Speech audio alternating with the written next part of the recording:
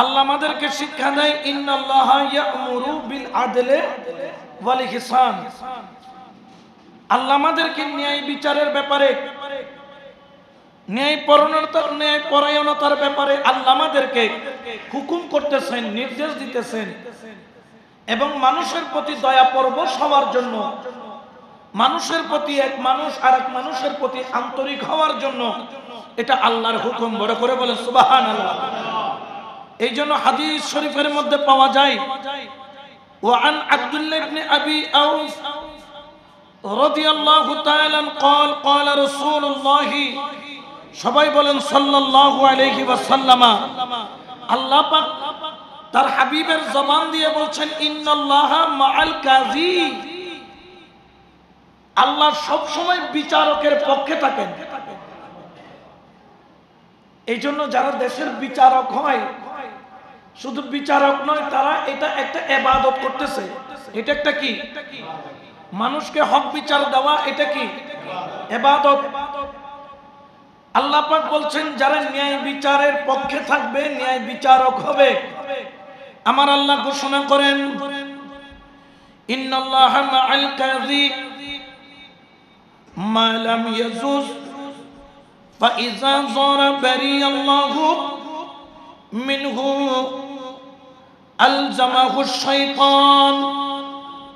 আমার আল্লাহ বিচারকের পক্ষে ততক্ষণ থাকেন যতক্ষণ ওই কাজী, ওই বিচারক ন্যায় বিচারের পক্ষে থাকেন।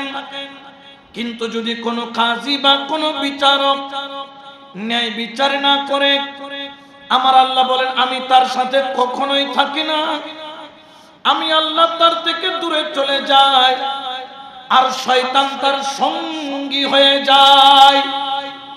তাহলে ন্যায় বিচার যারা করবেন আল্লাহ তাদের সাথে থাকবেন, আর যারা জুলুম করবেন, অন্যায় বিচার করবেন, তারা শয়তানের দলে অন্তর্ভুক্ত হবেন। আর যারা শয়তানের দলের অন্তর্ভুক্ত হয় ওই ব্যক্তি কখনো জান্নাতি হতে পারে। ইসলামের চতুর্থ খলিফা, যার নাম হচ্ছে মাওলা আলী মুশকিল কুশা কাররামাল্লাহু ওয়াজহাহু, তার খেলাফত কালে মুসলমানদের মধ্যে 8টা প্রদেশ রয়েছে। কয়টা প্রদেশ? আবার এক একটা প্রদেশ চট্টগ্রামের সমান নয়, এক একটা প্রদেশ ইন্ডিয়ার সমান বড় বড় প্রদেশ। যেমন ধরেন ইরাক একটা প্রদেশ, সিরিয়া একটা প্রদেশ, এইরকম 8টা প্রদেশ মাওলা আলী পরিচালনা করছেন। একদিন তিনি যখন হেঁটে যান, দেখেন তার একটি ঢাল হারিয়ে গিয়েছিল। কি হারাইছে? ঢাল হারিয়ে গিয়েছিল। ওই ঢাল এক ইহুদির হাতে মাওলা আলী কাররামাল্লাহু ওয়াজহাহু নজরে দেখলেন। মাওলা আলীর ঢাল মুবারক এক ইহুদি হাতে নিয়ে হাঁটতেছে। ইহুদি যার ঢাল নিয়েছে, ইহুদি নিজেও জানেন এটা কার ঢাল। এখন মাওলা আলী কাররামাল্লাহু ওয়াজহাহু তিনি দেরি করলেন না, ওই ইহুদির কাছে গিয়ে বললেন, ইহুদি তুমি যে ঢালটা হাতে নিয়েছো এটা আমার। তখন ইহুদি বললেন, আপনি আপনার বললে তো হবে না, কিন্তু ঢালটা শুধু আমার হাতে। কার হাতে? এখন আমার পকেটে মানিব্যাগ আছে, তো এটা কার মানিব্যাগ? আপনার পকেটে মানিব্যাগ আছে, এটা কার মানিব্যাগ? আপনারটা আপনার, আমারটা তো আপনার ডাল হলে আপনার হাতে থাকতো, এটা তো এখন আপনার হাতে। এটা আছে কার হাতে? আমার হাতে। সেহেতু এটার মালিক কে? আমি। কে বলছে? ইহুদি। কাকে বলছে? এলাকার ফাতি নেতা মাওলা আলী, যিনি কয়টা প্রদেশ চালান? 8টা প্রদেশ চালান। মাওলা আলী কাররামাল্লাহু ওয়াজহাহু তিনি বললেন ঠিক আছে, এটা নিয়ে বিচার হবে। কাজী সাহেবের কাছে বিচার দিলেন। কাজী সাহেবের নাম কি? হযরত কাজী সুরাই। হযরত কাজী সুরাই। আখিলে বাইতের বড় আসে কাজী সুরাইয়ের কাছে বিচার দিলেন। কাজী সুরাই বললেন, আয় আমিরুল মুমিনিন, আপনি আমার কাছে কেন এসেছেন? বললেন, আপনাকে একটা কি করে দিতে হবে। বলছে, আপনিও তো বিচার করে। বলছেন, না, এটা আমার বিষয়, আমার বিষয় আমি বিচার করলে এটা আপনি কাজী বিচার করবেন। বললেন কি? বলছে, এই যে ইহুদির হাতে ঢাল দেখা যাচ্ছে, এই ঢালটা আমার, যে কোনো ভাবে ইহুদি এটা নিয়ে নিয়েছে বা সে তার হাতে গিয়েছে, আমি আমার ঢালটা ফেরত চাই, এটার বিচার আপনি করে দেন। এখন এরকম যখন বললেন, তখন মাওলা আলীকে বললেন যে, ঠিক আছে, আমি বিচার দিচ্ছি। ইহুদি, তুমি এটা কি মাওলা আলীর ঢাল? এটা সবাই চিনে, তো তুমি এটা ওনাকে দিয়ে দাও। বললেন, কাজী সাহেব, ডালটা কার হাতে? বলে, আপনি ইহুদির হাতে। তো এটা যেহেতু আমার হাতে, এটার মালিকও আমি। আপনি আলীকে বলেন এটা যে তার পক্ষে সাক্ষী দেওয়ার জন্য। মোটামুটি আমাদের এখানে কোর্ট বিল্ডিং এ 500 টাকা দিলে সাক্ষীর কোনো অভাব নাই। এখন মাওলা আলী কাররামাল্লাহু ওয়াজহাহু তিনি দেরি করলেন না। তিনি বললেন, কাজী, আমি দুইজন সাক্ষী দিব, দুইজন সাক্ষী দিব। এক নাম্বার সাক্ষী হলো আমার আজাদকৃত গোলাম কানবাগ, যার নাম হচ্ছে কানবাগ। দ্বিতীয় নম্বর সাক্ষী হলো আমার সুযোগ্য সন্তান ইমামে হুসাইন, না ইমামে হাসান। সুবহানাল্লাহ বলেন। একজনের নাম হলো কানবাগ, আরেকজনের নাম হলো ইমামে হাসান। কাজী সাহেব বললেন, আমিরুল মুমিনিন, ও মাওলা আলী, আমি আপনার একটি সাক্ষী গ্রহণ করতে পারবো না। বললেন, কোন সাক্ষী? বললেন, যে সাক্ষী ইমামে হাসান। কারণ বাপের পক্ষে সন্তান সাক্ষী দিলে এই সাক্ষী নেওয়া যাবে না, কারণ সন্তান সব সময় বাবার পক্ষে বলে। সুবহানাল্লাহ বলে না। এখন মাওলা আলীকে বলতেছেন, যদি এটা বাদে আরেকজন সাক্ষী থাকে, ওই সাক্ষী নিয়ে আসেন। মাওলা আলী বললেন, আমার আর কোন সাক্ষী? বললেন, ইহুদি, আমি কাজী দলিলের মধ্যে লিখে দিলাম এই ঢালটার মালিক আজকে থেকে তুমি ইহুদি। সুবহানাল্লাহ। এটার নাম ন্যায় বিচার, বলে না ন্যায়। আমাদের এখানেও প্রধান উপদেষ্টা সাহেব এসেছেন, আসার সঙ্গে সঙ্গে বিচার ছাড়া 600 কোটি টাকা আগে কি করে নিয়েছে। এই যে ন্যায় বিচারের অভাব, আপনি রাষ্ট্রের প্রধান হতে পারেন কিন্তু পেয়ে গিয়েছে।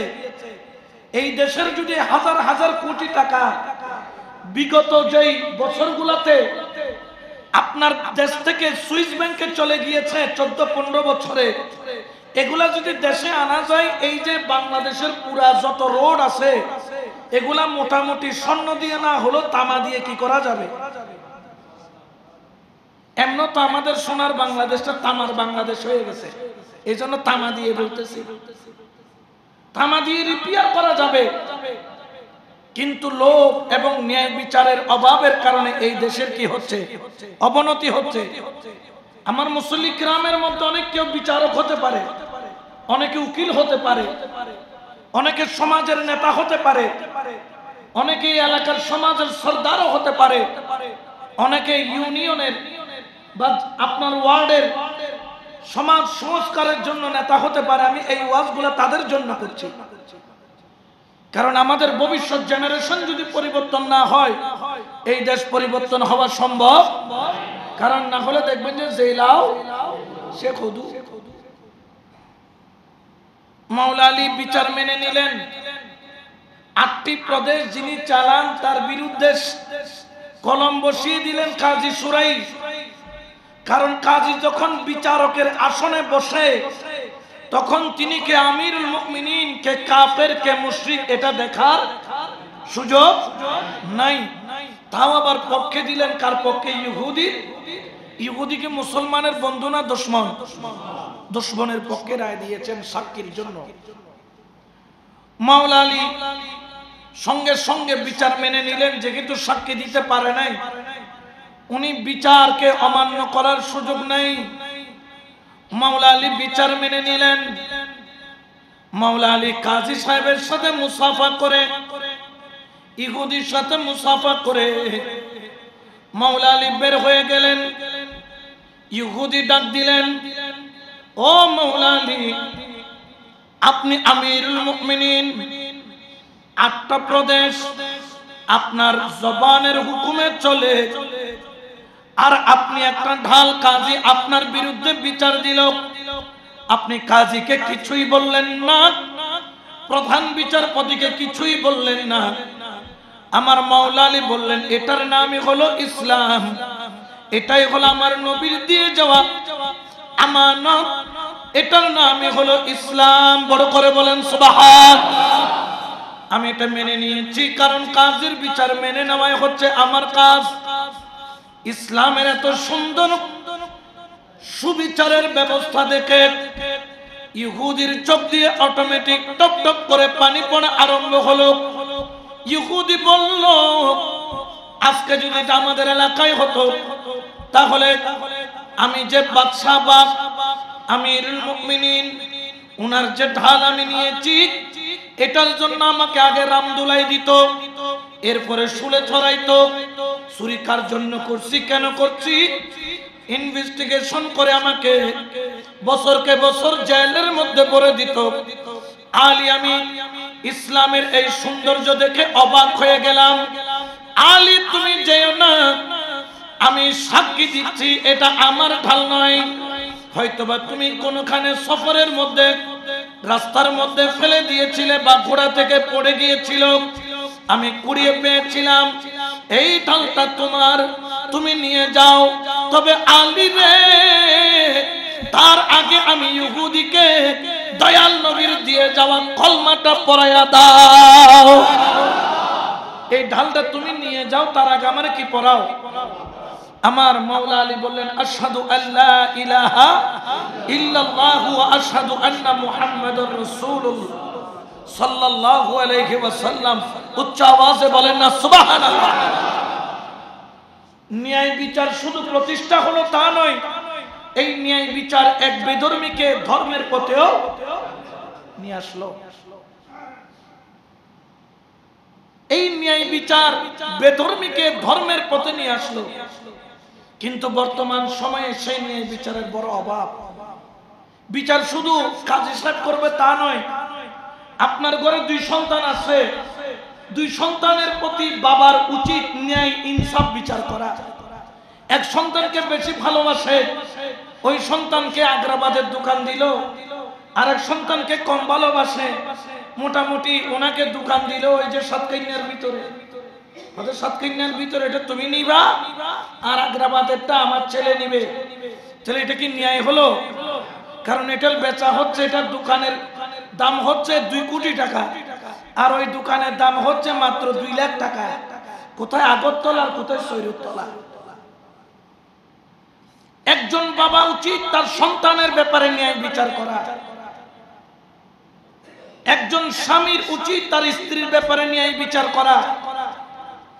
একজন সমাজের লিডারের উচিত তার এলাকার যারা তার অধীনে জনগণ আছে তাদের ব্যাপারে ন্যায় বিচার। এখন তো মোটামুটি আমরা 500 টাকা দিলে বিচারকরাও পক্ষ অবলম্বন করি। আবার রাত্রিবেলা আরেকজন বলতেছে উনি 500 টাকা খেয়েছে, তুমি 1000 দাও, আমি লাইন করে দিচ্ছি। কি করে দিচ্ছি? লাইন করে দিচ্ছি। মোটামুটি এরকম আমি অভিজ্ঞতার শিকার হয়েছি। আমাদের জমি, আমাদের বাড়িতে একটা জমি নিয়ে মাপ হচ্ছে, 2 পক্ষে 2 জন মুন্সি দিছি। প্রথম দিন তো আমার মুন্সির যে চাতুরতা দেখেছি, মাশাআল্লাহ, আমি তো খুশি। মুন্সি মোটামুটি, তো আমি মুন্সি না হলেও কিন্তু কিছু জিনিস বুঝি না যে তা না।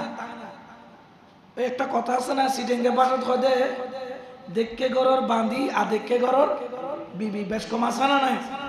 জায়গার সম্পত্তি যেহেতু 10-15 খানি আছে, এগুলো একটু মাঝে মধ্যে কি করতে হয়, নাড়াচাড়াও করতে হয়। কিছুটা অভিজ্ঞতা আমার আছে। এখন পরের দিন দেখি মুন্সি সাহেবের অপোজিশন যারা আছে তার সাথে আর কোনো কন্টেস্ট করে না, মাপ দেয় তেরা। মানে যেমন ধরেন এটা জমি, এটা এইদিকে মাপ দিলে সমান হবে, এখন এটা যদি এইদিকে মাপ দেয়, এই তেরার চেয়ে মাপ দেয়, এটা কখনো সমান হবে? এখন এগুলো বুঝার ক্ষমতা আমার আছে। আমি বললাম মাপা কি করেন, বন্ধ করেন। মুন্সি সাহেব এটাকে আমাকে বুঝাই দেন, ওদেরকে পরে বুঝাই না, আগে আমাকে বুঝান এটা এরকম কেন। মুন্সি সাহেব ধরা খেয়ে বললেন এটা আপনি বুঝবেন না। আমি বুঝবো না, ঠিক আছে, কিন্তু আমাকে একটু বুঝান না, আপনাকে তো টাকা দিয়েছি আমাকে বুঝাই দেওয়ার জন্য। তখন বুঝা আমি তাইলে জায়গা মাপবো না, আমি যে মাপারও দরকার। পরে দিয়ে শুনলাম উনি ইল্লা মাশাআল্লাহ মোটামুটি 10,000 টাকা এর আগের রাত্রে গিলে ফেটটা অনেক বড় করে ফেলেছেন। পরবর্তীতে আরেকটা মুন্সি আনলাম, পরামর্শ করলাম, সুন্দর করে মাপ দিলাম।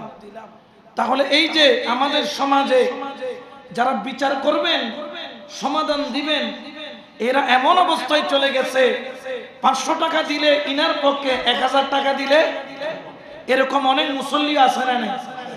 আছে আছে, আমি জানি, এখন নাম বলা যাবে না, হইলে তো সরিও তো একটু। এই যে ন্যায় বিচারের অভাব, এই ন্যায় বিচার না পাওয়ার কারণে আজকে অনেক ব্যক্তি জুলুমের শিকার হচ্ছে। কিন্তু মাওলা আলী এমন এক আদর্শ তুলে ধরলেন, তার বিরুদ্ধে চলে গেল, তিনি কাজীকে বলেন তুমি বরখাস্ত, you are out, you are fire, আমি তোমাকে ফায়ার করলাম, আমি আমিরুল মুমিনিন, আমার বিরুদ্ধে তুমি বিচারের রায় দাও, এত বড় সাহস। কিন্তু না, এই আদর্শ দেখে আজকে দেখা গেল ইহুদি ইসলামের দিকে চলে আসলো, কলমার দিকে চলে আসলো, এটার নামই হচ্ছে ন্যায় বিচার। এই জন্য আমার আল্লাহ পাক পবিত্র কোরআনে বলেন ওয়া আকসিতু ইন্নাল্লাহা ইউহিব্বুল মুকসিতিন।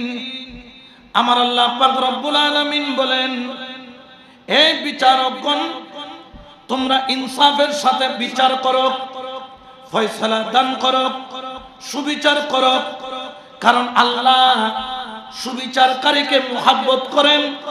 আল্লাহ ইন্নাল্লাহা ইউহিব্বুল মুকসিতিন, আল্লাহ পাক রব্বুল আলামিন যারা সুবিচার প্রতিষ্ঠা করেন আল্লাহ তাদেরকে ভালোবাসেন, আল্লাহ তাদেরকে মুহাব্বত করেন। বড় করে বলেন সুবহান। এই দেশের মধ্যে এখনো এমন বিচারক আছে 1 টাকা ঘুষ গ্রহণ করে না, বেইনসাফি করে না, কারণ তার উপর বিচারের ভার। কারণ ওই ব্যক্তি বুঝে ওই ব্যক্তি এই জিম্মেদারি বান্দার পক্ষ থেকে নয়, আল্লাহর পক্ষ থেকে পেয়েছেন। এই জন্য দেখবেন সরকার যখন বিচারক বাছাই করে শুধু তার কোয়ালিফিকেশন দেখে না, তার সার্টিফিকেট শুধু দেখে না, তার জাত দেখে, তার খানদান দেখে, কোন খানদান থেকে সে এসেছে, কোন পরিবার থেকে বিলং করে, কোন সমাজ থেকে উঠে এসেছে। কারণ দুনিয়ার মানুষ সবাই জানে সৎসঙ্গে স্বর্গবাস, অসৎ সঙ্গে সর্বনাশ। আবার বিচারকদের ব্রেইনের চাতুর্যতা থাকা লাগে। আপনারা হয়তো বা শুনেছেন কিনা জানি না, হযরত সুলাইমান আলাইহিস সালাম নাম শুনেছেন? ওনার আব্বা জানের নাম হচ্ছে হযরত দাউদ, বাবাও নবী সন্তানও, বাবাও বাদশাহ সন্তানও বাদশাহ। তো সুলাইমান আলাইহিস সালাম যখন বাদশাহ হলেন, উনি ওনার কাছে একটা জুমার নামাজ, বাইতুল মুকাদ্দাসে নামাজ পড়াতে যাবেন জুমার দিন। তো দরজায় এক ব্যক্তি দাঁড়ায় কাঁদতেছে, জিজ্ঞেস করলেন কাঁদো কেন? বলছে হুজুর, এই সমাজের মধ্যে এমন একটা চোর আছে, প্রতিদিন আমার মুরগির আড়াইল থেকে একটা মুরগি কি করে, এত চুরি করেছে আমার আড়াইলের মধ্যে আর কোনো মুরগি, মোটামুটি মুরগি মাফে করলে ফুলুস সবগুলো শেষ। তখন তিনি বললেন ঠিক আছে, এটা মসজিদে যাও, পরে বিচার হবে। তো তুমি দেখছো কে নিছে? বলছে না, সুলাইমান আলাইহিস সালাম মসজিদের মধ্যে ঢুকলেন, ঢুকার পরে খুতবা দেন, বলতেছে এখানে একটা চোর আছে, এই মসজিদের মধ্যে একটা কি আছে? চোর আছে, যে আজকে শুক্রবার জুমার দিনও গোসল করে নাই, এবং সে যে মুরগি চুরি করছে, মুরগির পালক এখনো তার মাথার মধ্যে লাগিয়ে আছে। সুলাইমান আলাইহিস সালাম দেখতেছে কোনার মধ্যে একটা মানুষ মাথা আতাইতেছে, এঙ্গুরে মাথা কি করে ওই ফরিয়ান তো আদে ওদিকে মুরগি চুর। বলতে হুজুর আমাকে মুরগি চুর, বলতে এটা তো গো মাথা নো মাথা, তুই কাতাইতে লেখি। বুঝা গেল তুমি চোর কি পড়ে গেল, ধরা পড়ে গেল। এটা হচ্ছে বিচারকের বুদ্ধি, বিচারকের বুদ্ধি। বিচারক শুধু হবে না, হলে হবে না, বিচারকটাকে অবশ্যই বুদ্ধিমানও হতে হবে। এরকম অনেক সমস্যা আছে যেগুলার সমাধান বিচারক পয়গম্বর আলাইহিস সালাম, যেমন ধরেন দাউদ আলাইহিস সালাম, ওনার দরবারে একটা বিচার আসলো, একজন রাখালের ভেড়া আছে না, ভেড়া, রাখালের ভেড়া আরেকজন মানুষের ক্ষেতের মোটামুটি ফসল যা আছে সবকিছু খাইয়া দাউদ আলাইহিস সালামের কাছে বিচার দিলেন। দাউদ পয়গম্বর বলে, ঠিক আছে, যেহেতু এই বেড়াগুলা তোমার ফসল খেয়ে ফেলেছে, তাহলে আজকে থেকে এর বেড়াগুলা কার? তোমার। এখন যেই ব্যক্তি বেড়া পেয়ে গেল সেই ব্যক্তি খুশি হয়ে গেল, কিন্তু যার বেড়া চলে গেল তার তো মাথা কাঁদতে কাঁদতে বের হয়ে যায়। সুলাইমান আলাইহিস সালাম ছোট ছিল, এগুলো কোরআনে আছে। সুলাইমান আলাইহিস সালাম ছোট, তিনি ডাক দিলেন, ভাই কি হয়েছে, কাঁদছো কেন? তিনি বললেন, কি বলবো, আমার ভেড়াগুলা অমুক ব্যক্তির ফসল খেয়ে ফেলেছে, এখন বিচারের মধ্যে আমার যত ভেড়া আছে ওই লোকসান যার হয়েছে তার ভাগে চলে গেছে, এখন আমি চলবো কেন? বলে আমার সাথে আসো। আয়েশা বলে, আব্বাজান আপনি কি একটু আগে বিচার করেছেন? বলে হ্যাঁ। বুঝে একটু মেহেরবানি করে বিচারটা একটু আবার করতে হবে। সুবহানাল্লাহ বলেন। বিচার কিন্তু না হক হয় না, বিচার হক হয়েছে, একটা সুবিচার কথা আছে। কি বিচার? সুবিচার। অপনিয়ম যারা আছে তার প্রতি আপনার দরদ থাকবে না, ভালোবাসা থাকবে না, এটা হতে পারে না। তবে সেটা ন্যায়ের ভিত্তিতে হতে হবে। বললেন, বাবা ঠিক আছে আসো। বললেন, আপনি আগে যার ছাগল তাকে দিয়ে দেন। দিয়ে দিল। বলে আবার বিচারটা শুরু করেন। শুরু করলো। তো বলছে, এখন এর ফসল খেয়েছে, বিচার কি হবে? বলতে সব একটা কাজ করেন, আবার একে ছাগলগুলা দিয়ে দেন। কাকে? যার ফসল নষ্ট হয়েছে।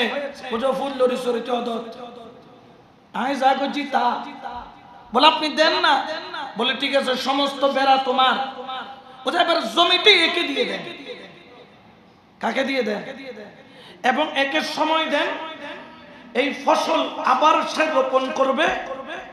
4 মাস লাগুক, 5 মাস লাগুক, 6 মাস লাগুক, আগের সমপরিমাণ ফসল যখন হবে তখন উনি উনার ছাগলগুলাকে ফেরত নিয়ে যাবে জমিওয়ালা জমি। সুবহানাল্লাহ বলবে না? জমিওয়ালা জমি নিয়ে যাবে, ছাগলওয়ালা যতদিন ইনি 4 মাস লাগুক, 5 মাস লাগুক, ধান সারা, ধানের লোয়া, ধান ভর্তি হবে না, ততদিন পর্যন্ত ছাগলগুলা জমিনওয়ালার কাছে থাকবে এবং যত দুধ পাবে এই দুধগুলা জমিনওয়ালা ভক্ষণ করবে। এই যে সুন্দর করে সুবিচার করে দেওয়া, এটা আল্লাহ কোরআনে কেন এনেছেন? এগুলা আনার কারণ হলো যাতে আমরা আমাদের সমাজের মধ্যে সুবিচার প্রতিষ্ঠা করতে পারি। আগের যুগে কাজী হইতো, বিচারক হইতো ওলি আল্লাহ। যেমন গৌসুল আজম মাইজভান্ডারী নাম শোনেন নাই? উনিও কিন্তু কাজী ছিলেন, যশোরের কাজী, বিচারক ছিলেন। আগের যুগে কাজী হইতো কারা? ওলি আল্লাহ। আর এখনকার সময় কাজী হয়, বিচারক হয় মোটামুটি যত বড় বড় এই 2 নাম্বারই করতে পারে, টাকার বান্ডেল দিতে পারে, এক একটা পোস্ট বিক্রি হয় কোটি কোটি টাকা দিয়ে। তো যিনি ঘুষ দিয়ে চাকরি নিচ্ছেন তিনি কখনো ঘুষ ছাড়া সমাধান করবে না। এই জন্য আমরা যারা আমার মুসল্লি কিরাম আছেন, আল্লাহ হয়তো এখান থেকে অনেকে নেতা বানাবেন, অনেকে এখানে এমপি বানাবেন, অনেককে মন্ত্রী বানাবেন, অনেককে বিচারক বানাবেন, অনেককে লয়ার বানাবেন, অনেকে উকিল বানাবেন। আপনাদেরকে অনুরোধ করব, আপনি ন্যায় বিচার করবেন, ন্যায় বিচারের ব্যাপারে সহযোগিতা করবেন। আপনাকে সহযোগিতা করবে কে? আল্লাহ। আল্লাহওয়ালারা ন্যায় বিচারক হলে লাভ আছে। যেমন ধরেন ইসলামের দ্বিতীয় খলিফা, ওনার নাম কি? হযরত ফারুকে আজম রাদিয়াল্লাহু তাআলা। একদিন একজন জেনাকারী মহিলার বিচার হচ্ছে। বিবাহিত মহিলা যদি জেনা করে, ইসলাম বলতেছে তাকে রজম করো। রজম মানে কি? কোমর পর্যন্ত মাটিতে গেড়ে তাকে কি মারো। এখন বিচার করে দিলেন হযরত ওমর, এই মহিলা জেনার কাজের মধ্যে লিপ্ত হয়েছে, এটার প্রমাণ পাওয়া গিয়েছে, তাকে কি মারো, পাথর মেরে রজম করে তাকে কি করো, হত্যা করো, ইসলামের শাস্তি। এখন তাকে রজম মারার জন্য নিয়ে গেলেন। যখন নিয়ে যাচ্ছেন, পথের মধ্যে মাওলা আলীর সাথে ওই মহিলার সাক্ষাৎ। মাওলা আলী বললেন, দাঁড়াও, তাকে কোথায় নিয়ে যাবো? যে তাকে রজম মারা হবে, পাথর মারা হবে, জেনার কাজে ধরা পড়েছে। তখন আমার মাওলা আলী কাররামাল্লাহু ওয়াজহাহু বলে তার হাতের বাঁধন খুললেন, তাকে ছেড়ে দাও। ছেড়ে দিলেন। সবাই গিয়ে ফারুকে আজমকে বিচার দিলেন। ফারুকে আজম, আপনার বিচারের উপর উল্টা কলম মাইরা দিয়েছে মাওলা আলী, আপনি আমিরুল মুমিনিন। ফারুকে আজম বলে, মাওলা আলী আমার বিচারের বিরুদ্ধে কোনোদিন কলম মারতে, নিশ্চয় কোন একটা কারণ আছে। মাওলা আলী আসলেন, ডাক দিলেন, মাওলা আলী আপনি কি কাজ করেছেন? বলে হ্যাঁ। তো আপনি এটা কেন করলেন? কিসের জন্য করলেন? তখন আমার মাওলা আলী বললেন, আপনি কি শোনেন নাই আমার রাসূল কারীম সাল্লাল্লাহু আলাইহি ওয়াসাল্লাম কি বলেন নাই? তিন ব্যক্তির ব্যাপারে আল্লাহ কলম চালানোর পূর্বে আমার আল্লাহ কলম উঠিয়ে নেন। তিন ব্যক্তির ব্যাপারে ফয়সালা দেওয়ার আগে আল্লাহ কলমকে উঠিয়ে নেন। এক নাম্বার হলো ওই ব্যক্তি যে ঘুমের মধ্যে আছে, যতক্ষণ তার ঘুম ভাঙে নাই ততক্ষণ তার জন্য আল্লাহর কলম চলে।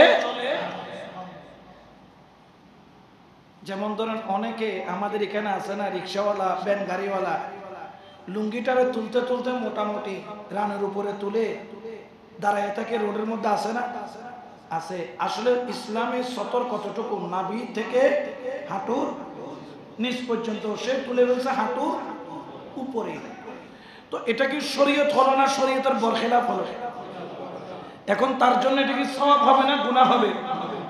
কিন্তু একজন ব্যক্তি ঘুমায়া পড়লো, ঘুমের মধ্যে তার সতরের কাপড়, এখন এটা কি গুনাহ হবে? আল্লাহ ঘুমন্ত ব্যক্তির ব্যাপারে গুনার মধ্যে আল্লাহর কলম বসায়, কারণ তার কি নাই? সেন্স নাই। এটা বোঝার জন্য। এই জন্য মাওলা আলী বলছেন তিনজনের ব্যাপারে, তিন ব্যক্তির ক্ষেত্রে আল্লাহ কলমকে উঠিয়ে নেন। এক নম্বর ব্যক্তি যে কিনা ঘুমের মধ্যে থাকে, আর ঘুমের মধ্যে থাকা অবস্থায় তার যত ধরনের ত্রুটি হয়, ওই ত্রুটিগুলো আল্লাহ লেখেন না। দুই নম্বর হলো শিশুর ব্যাপারে, যতক্ষণ সে প্রাপ্তবয়স্ক হয় না ততক্ষণ তার ব্যাপারে আল্লাহর কলম চলে না। তিন নম্বর হলো যতক্ষণ একজন পাগল ভালোতে রূপান্তরিত হয় না, পাগল মস্তিষ্ক বিকৃত মানুষ, পাগল মানুষ, ওই পাগল থেকে যতক্ষণ সুস্থ হবে না আল্লাহর কলম ওই পাগলের জন্য চলবে না। এই জন্য খেয়াল করবেন, কোন পাগল যদি কাউকে মার্ডারও করে ফেলে তার কোনো বিচার, কারণ সে কি পাগল, তার ব্যাপারে কলম বলছে। আমি তো শুনেছি। তো আপনি যে মহিলাটার বিচার করলেন, মহিলাটার সম্পর্কে খবর নিয়েছেন? বলেন কেমন খবর? বললেন এই মহিলা হলো মৃগী রোগী। কি রোগী? মৃগী রোগী। মৃগী রোগ চিনেন? যখন মানুষের মৃগী রোগ উঠে যায়, উঠার পরে ওই মানুষ কি করতে থাকে? ছটফট করতে থাকে, পড়ে যায়। পানিতে পড়ছে না আগুনে পড়ছে, না নদীতে পড়ছে, না মাটিতে পড়ছে, না ছাদ থেকে পড়ছে, কোনো খবর। এই মহিলাটা মৃগী রোগী, এবং মৃগী রোগী মানুষ যখন পড়ে যায় তার হুঁশ আসতে কি লাগে? এই সময়ের মধ্যে মহিলার সাথে কি হয়েছে? জানা হয়েছে। তার কোনো কি ছিল না, সেন্স।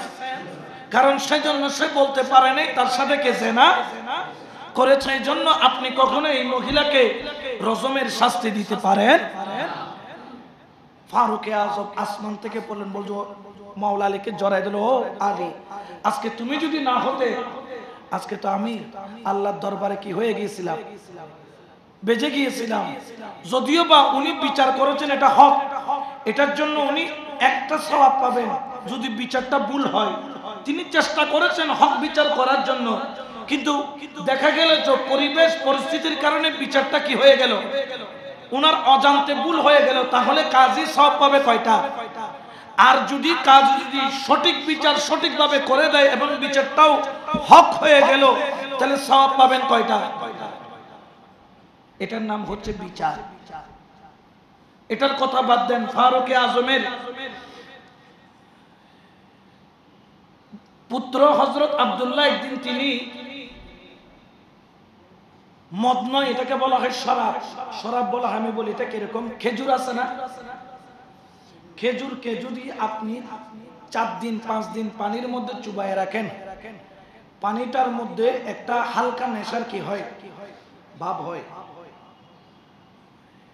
অথবা আঙ্গুরকে যদি 4-5 দিন পানির মধ্যে ডুবিয়ে রাখেন, আঙ্গুর থেকে যেই রস বের হয় বা আঙ্গুরটা পচে সেখান থেকে একটা ফ্লেভার, যেটা মানুষের মস্তিষ্ক কি করে ফেলে। এখন ফারুক আজমের সন্তান একদিন এটা পান করলেন, এই সংবাদ চলে আসলো ফারুক আজমের দরবারে। সুবহানাল্লাহ বলেন। এখন ইনি অর্ধ পৃথিবী যিনি শাসন করছেন, তার সন্তান। ফারুক আজম ডাকলেন সন্তানকে, তুমি কি এই কাজ করেছো? বললেন, বাবা আমি করেছি, তবে এটা আমি মদ পান করি নাই। এটা যে 4-5 দিন ভিজা ছিল এটা আমি জানতাম না, বা আমি সেটা বুঝি নাই, না বুঝে ভুল করে কি করেছি, খেয়ে ফেলেছি। ফারুক আজম বলে, না, তুমি আমার ছেলে হতে পারো, কিন্তু ইসলামের ব্যাপারে তোমাকে কোনো ছাড়। যারা মদ্যপান করবে তার সে 80 ঘা বেত মারার জন্য ইসলামের ফয়সালা। ফারুক আজম বললেন, আমার সন্তানকে চৌমোহনায় নিয়ে যাও, রাস্তার 4 মাথার মধ্যে নিয়ে যাও, জনবসতি যেখানে বাজার সেখানে নিয়ে যাও, কুটির সাথে বাঁধা হোক। আমার ফারুক আজম সবাইকে ডেকে বললেন, আমার সন্তান মদ পান করেছে, সেটা আমার সন্তান হোক, আপনার সন্তান হোক, ইসলাম বিচারটাকে ন্যায়পরায়ণ করতে বলেছেন। সবাই বললেন, হুজুর, ও ফারুক আজম, এটা আপনার কলিজার টুকরা সন্তান, আপনি চাইলে তাকে মাফ করে দিতে পারেন, আমরা সুপারিশ করি। বলে, তোমরা মাফ করতে পারো, কিন্তু আমার আল্লাহ তো আমাকে মাফ করবে না। ন্যায় বিচার, ন্যায় বিচার, ন্যায় বিচার, এটার দায়িত্ব আল্লাহ আমাকে দিয়েছেন। সে আমার ছেলে হতে পারে। জল্লাদকে বলল, জল্লাদ, সবচাইতে মোটা চাবুক টানো, কারণ সে দামি মানুষের সন্তান, চাবুকের বাড়ি পড়বে, মোটা চাবুকের বাড়ি। সবাই ভয়ে কাঁপতেছে, এই চাবুকের বাড়ি 10-20 বাড়ির বাইরে কেউ খাইতে পারে না। চাবুকের বাড়ি খাইলে এক চাবুকের বাড়ির সাথে চামড়া ছিঁড়ে রক্ত পড়ে। জল্লাদ যখন আসলো বাড়ি মারার জন্য দাঁড়ালো, ঠাস করে একটা বাড়ি মারলো, চামড়া ছিঁড়ে জর্জর করে রক্ত পড়লো, কিন্তু ওমরের মন ভরে না। জল্লাদকে বলল, জল্লাদ, তুই মনে হয় আস্তে মারতেছিস, আমার সন্তান বিদায় দে, দে, দে, চাবুকটা আমাকে দে, আমি ওমর আমার সন্তানের গায়ে আমি 80টা দৌড়া মারবো। যখন মারা আরম্ভ করলো, একবারই মারে, দুইবারই মারে, তিনবারই মারে, 4-5 বারই পরার পরে মাংসগুলা কিমার মতো বেতের সাথে চাবুকের সাথে উঠে উঠে উঠে উঠে চলে আসে। সন্তান যন্ত্রণায় ছটফট ছটফট করে। ফারুকে আজম ন্যায় বিচারের ব্যাপারে কঠোর। 40 বারই যখন ফারুকে আজমের সন্তানের উপর পড়ল, 40 বাড়ির মাথায় আমার ফারুকে আজমের সন্তান ইন্তেকাল করলেন। ইন্না লিল্লাহি ওয়া ইন্না ইলাইহি রাজিউন। 40 বাড়ির মাথায় কি করেছে? ইন্তেকাল করেছেন। কার ছেলে? ফারুকে আজম। তিনি তখন কি ইসলামের খলিফা, ইসলামের খলিফা। আমরা তো অনেকে দেখা যায় নিজের ছেলে মানে যা করবে করবে, সাতকুল ফরের ছেলে হতে তুই কই জুস দেয় আর হওয়ার দোষ ন, তুই আর হওয়ারে শেষ করে জুস দেয়। অথচ ইদের পর গোড়া দুনিয়া কি করি বিলি শেষ করি বিলি। ফারুকে আজম 40 বাড়ি দেওয়ার পরে সন্তান কি হলো? মারা গেলেন। হাত খুলো, গোসল দেওয়া, জানাজা পড়ালেন ফারুকে আজম, দাফন করলেন। দাফন করে কবরের পার থেকে সবাই চলে আসে। ফারুকে আজম বলে, জল্লাদ চাবুকটা আনো, চাবুকটা আনো। 40 বাড়ি গিয়েছে, আরো 40 বাড়ি কি আছে বাকি আছে, আরো 40 বাড়ি বাকি আছে। ফারুকে আজম ওই চাবুক নিলেন, কবরের উপরে আরো 40টা বাড়ি দিলেন, আরো 40টা বাড়ি, চাবুকের বাড়ি কবরের উপরে দিলেন। আমিরুল মুমিনিন কার কবর? নিজের ছেলের। এটার নামই হচ্ছে ন্যায় বিচার। হাজিরানি মজলিস, যেটা ফারুকে আজম কি জুলুম করেছেন না, এই বিচার 40 বাড়ি। উনি হয়তো বা ইন্তেকাল করেছেন, কিন্তু পরকালের বিচারে তিনি কি পাবেন? মুক্তি পাবেন। কারণ যার বিচার দুনিয়াতে হয়ে যায় তাকে মাফ করে দেয় কে? আল্লাহ। এই জন্য সমাজের ন্যায় বিচারটা খুবই জরুরি। গত কয়েকদিনে 8-10টা বাস পড়েছে। একটা বাসের মালিকের মানে কান্না দেখে আমার কলিজার ভিতরে মানে ছিঁড়ে গিয়েছে।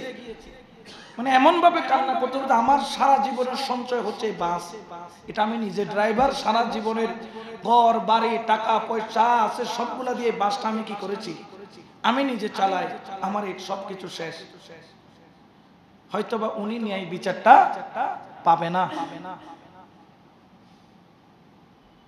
এই জন্য আমরা আজকে এমন একটা সময়ের মধ্যে বসবাস করতেছি যে সময়টার মধ্যে ন্যায় বিচারের অভাব। আমরা যদি ন্যায় বিচার করতে পারি, আমরা এটার যাজা পাবো কার কাছ থেকে? আল্লাহর কাছ থেকে। এই জন্য ওই যুগগুলা ভালো ছিল। এমনও সময় গেছে, দ্বিতীয় ওমর যখন ইসলামের খলিফা হলো, যাকাত দেওয়ার জন্য মানুষ খুঁজতেছে, যাকাত নেওয়ার মানুষ নাই। টুকরিতে করে করে টাকা নিয়ে পয়সা নিয়ে যাকাত লাগবে, যাকাত, যাকাত লাগবে, যাকাত, আমার যাকাত আছে। কে আছো যাকাত না? সবাই বলে যে আমরা যাকাত নিই না, যাকাত দেই। দ্বিতীয় ওমর বললেন, তাহলে একটা কাজ করো, যাকাতের টাকাগুলা দিয়ে যারা গরিব বিয়ে করতে পারতেছে না তাদেরকে বিয়ে করার জন্য কি করে দাও। কেউ যদি যাকাত নিতে না চায় তাকে একটা কাজ করো, এখানে যখন পারতেছে না তোমরা কাফেরদেরকে তোমরা ধার দাও, সে পরে কি করবে? ফেরত দিবে, এটা বাইতুল মালে যাবে, অন্য কাজে ব্যবহার হবে। এরকম করে করে দিয়েছে। আজকে যাকাত নেওয়ার জন্য 2000 টাকা 1000 টাকার যাকাত নেওয়ার জন্য 2-4 জন মানুষ কি হয়ে যায়, মারা যায়, শুধু পায়ের নিচে পড়ে। আজকে আমাদের এত অবক্ষয় কেন? কারণ আমরা যে সংবিধান মানতেছি, যে সংবিধানকে ফলো করতেছি, ঠিক আছে এটা সেকুলার একটা দেশ, এখানে সংবিধানের বাইরে যাওয়ার কোনো সুযোগ, কিন্তু আমার জীবন সংবিধানটাকে, আমি আমার জীবনটাকে তো কোরআনের সংবিধান অনুযায়ী চালাইতে পারি। সে ক্ষমতা আমার আছে না নাই? আমি মুখে দাড়ি রাখছি, কেউ আমার দাড়ি কাটতে পারবে? আমি মাথায় টুপি দিচ্ছি, আমার টুপি কেউ খুলে নিতে পারবে? আমি আমার নখগুলাকে ছোট রাখতেছি, কেউ আমার নখগুলাকে লম্বা করতে পারবে? আমি মসজিদ আসতেছি, আমাকে কেউ বাধা দিতে পারবে? অন্তত পক্ষে ইসলামের বেসিক নলেজ জ্ঞানগুলা আমরা আমাদের জীবনটাতে প্র্যাকটিস করি। আমার সন্তান যদি ন্যায়পরায়ণ হয়, আমার সন্তান যদি ইসলাম সম্পর্কে জানে, অধিকাংশ যারা অন্যায় করতেছে তারা অনেকেই এই অন্যায়ের কাজের সাজা সম্পর্কে জানে না, কারণ আমরা তাদেরকে জানতে দেই না। কারণ জানবে কোত্থেকে? কারণ বইয়ের মধ্যে আগে দয়াল নবীর জীবনী থাকতো, বইয়ের মধ্যে ইসলামের বিভিন্ন বিষয় নিয়ে বাংলা বইয়ে পাঠ্য বই আলোচনা থাকতো। সিকুলার করতে করতে করতে করতে এমন হয়েছে বই থেকে ইসলামের কথাটাই উঠে গেছে। আগে ছিল হযরত মুহাম্মদ, এখন লিখতেছে মানুষ মুহাম্মদ, মানুষ মুহাম্মদ। কেন হযরত তোমার বলতে লজ্জা লাগে? ওই বাইরের রাষ্ট্রের কুকুরগুলাকে খুশি করার জন্য তারা হযরতটা কেটে মানুষ বসিয়ে দিচ্ছে, যাতে নবীকে আমার মতো তোমার মতো বুঝায়। আমরা মুসলমান যারা, আমরা আমাদের জায়গায় নাই, আমরা আমাদের জায়গায় ঠিক নাই। এই জন্য জিল্লাত আমাদের, এই জন্য অপমান আমাদের, এই জন্য কষ্ট আমাদের, এই জন্য এটার জন্য সাজা ভোগ করতে হবে কাদের? এই জন্য আমরা সাজা ভোগ করবো, আল্লাহর গজব আমাদের উপর আসবে। কারণ আমরা তো আল্লাহকে মুখে বলি যে মানি, অন্তর থেকে যদি আল্লাহকে মানার মতো মানতাম, আমরা কখনো ভুল পথে যেতে পারতাম? চুরি ডাকাতি রাহাজানি এগুলা করতে পারতাম? গতকালকে আমাদের আমি ওনার সাথে অনেকবার ওয়াজ করছি, আমি ন্যায় বিচারের আলোচনাটা আজকে আনতাম না, আনছি দুঃখ থেকে আনছি। গতকালকে আমাদের বোয়ালখালীতে আমাদের একজন 52 বছর বয়সী, যে কিনা কুদুরখিল ফাজিল মাদ্রাসার শিক্ষক, সারা জীবন সুন্নিয়তের খেদমত করছে। গতকালকে তাকে অস্ত্র মামলা দিয়ে আওয়ামী লীগের দালাল বলে ট্যাগ লাগাইয়া তাকে অস্ত্র প্রত্যেকে বাঙ্গা চূড়া আয়না তুলে দিয়ে ওনাকে জেলের মধ্যে কি করে দিছে, ঢুকাই দিছে। এটা কি ন্যায় বিচার হলো? অথচ উনি সারা জীবন ছেলেদের হাতে কলম তুলে দিয়েছে। অসম্ভব ভালো মানুষ, সারা জীবন সুন্নিয়তের খেদমত করেছে, নবী রসুলের কথা বলেছে, ইমানের কথা বলেছে, আল্লাহ রসুলের কথা বলেছে। তাকে একটা কোত্থেকে বাঙ্গা পিস্তল, একটা ওই যে গাছ মাছওয়ালা এত বড় কাট্টুস না মাত্তুস বলে যে, এগুলা দিয়ে ওনাকে অস্ত্র মামলা দিয়ে ঢুকাই দিছে। কেন? উনি সুন্নি, ওনাকে ওই মসজিদের খতিবগিরি করতে দিবে না। উনি এমপিওভুক্ত শিক্ষক, ওনাকে মাদ্রাসা থেকে কি করতে হবে? বাইর করে দিতে হবে। এটা কি ন্যায় বিচার? কখনোই না। এই জন্য ন্যায় বিচারের দরকার আছে। কারণ এই দেশের প্রেক্ষাপট তখনই পরিবর্তন হবে যখন এই দেশের মধ্যে ফারুক আজমের মতো, ওসমান জিন্নুরাইনের মতো, সিদ্দিক আকবরের মতো, মাওলা আলীর মতো একজন এই দেশ পরিচালনা করার জন্য খাদেম আসবেন, খেদমতগার আসবেন। রাজা নয়, প্রধানমন্ত্রী নয়, খেদমতগার। এই জন্য আল্লামা ইকবাল কি বলে জানেন? तुम लूट चुके ये दिल टूट चुका, अब याद न आओ रहने दो, इस महफिल गम में आने की ज़हमत न उठाओ रहने दो, तुम लूट चुके दिल टूट चुका, अब याद न आओ रहने दो, इस महफिल गम में आने की ज़हमत न उठाओ रहने दो, ये ससग सुखाने माज़ी के लम्हों को भुलाना खेल नहीं, ये ससग बड़कते शोलों से दामन को बहाना खेल नहीं, रश्ते हुए दिल के जख्मों को दुनिया से छुपाना खेल नहीं, वो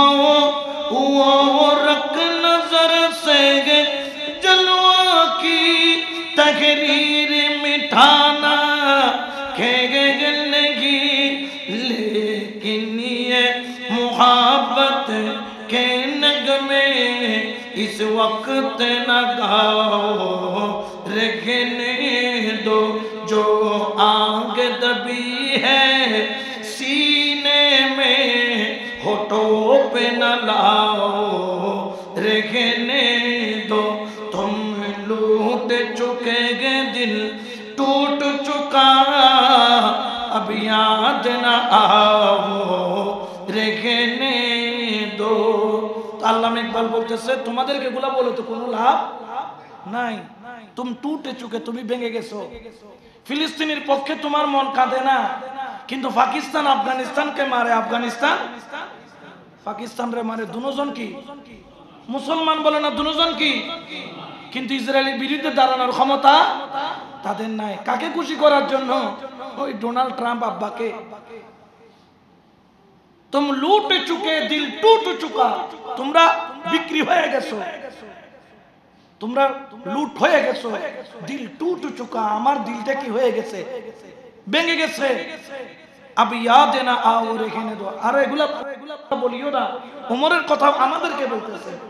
এ সৈয়দ আহমদুল হক, তুমি ন্যায় বিচারের কথা বলিও না, ওমরের কথা বলিও না, আলীর কথা, সুলাইমানের কথা বলিও না, তোমরা তো বিক্রি হয়ে গেছো।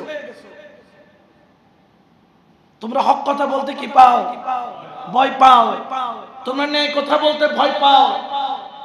তোমরা মানুষ দেখে কথা বলো, ওজন করে কথা বলো, তুমি হক কথা বলার সাহস তোমার নাই। ये सच है सुहाने माजी के, আমাদের অতীতটা ছিল খুব সুহানা, খুবই সুন্দর। টুকরি নিয়ে যাকাত দিতে দেওয়ার জন্য মানুষ খুঁজতেছে, নেওয়ার মানুষ। লম্হো কো ভুলানা খেলে নেই, ওই সময়গুলোকে ভুলিয়ে দেওয়া এত সহজ নয়। এক সময় মুসলমানরা যখন, মুসলমান ঘরের মা বোনেরা যখন পর্দা করে যেত, মুসলমানদের ঘরের মা বোনরা কত ইজ্জতের সাথে চলতো। এখন কাফেররা মুসলমানদের মেয়েদেরকে দেখে লজ্জায় কি লুকায়, মুখ লুকায়। আমাদের মা বোনদেরকে দেখে কাফেররা কি লুকায়, ও যে আমরা উলঙ্গর জাতি, কিন্তু তোমরা মুসলমানরা আরো বেশি উলঙ্গ হয়ে গেছো। কারণ কোরআনের শাসন, বলতেছি কোরআনের শাসন, মসনদের দরকার নেই, কোরআনের শাসন আগে আপনার ঘরে বাস্তবায়ন করে, মসনদে এমনি অটোমেটিক চলে আসবে। তো আল্লাহ আমাদেরকে ন্যায় বিচার, অনেক কথা হৃদয়ের ভিতরে জ্বলতেছে, বলার সময়টা কোন দিকে যে সময়গুলো চলে যায় আল্লাহ মালুম। আর মানে জুমার টাইমটা 2 ঘন্টা হইলে মনে আরো ভালো হইতো। তো যাই হোক, ধৈর্যচ্যুতি করবো না। আল্লাহ পাক আমাদেরকে সমাজের মধ্যে ন্যায় বিচার প্রতিষ্ঠা করার তৌফিক দান করুন। এবং আপনাদের খেদমতে আরজ রাখবো, আপনার ছেলেকে সমাজের ন্যায় বিচার প্রতিষ্ঠা হোক আর না হোক, আপনি আপনার ঘর থেকে ন্যায় বিচারটা কি করে যান শুরু করে মদত করবে কে? আল্লাহ আমাদের প্রত্যেককে তার দয়ার নজর দান করুক। সবাই বলেন আমিন।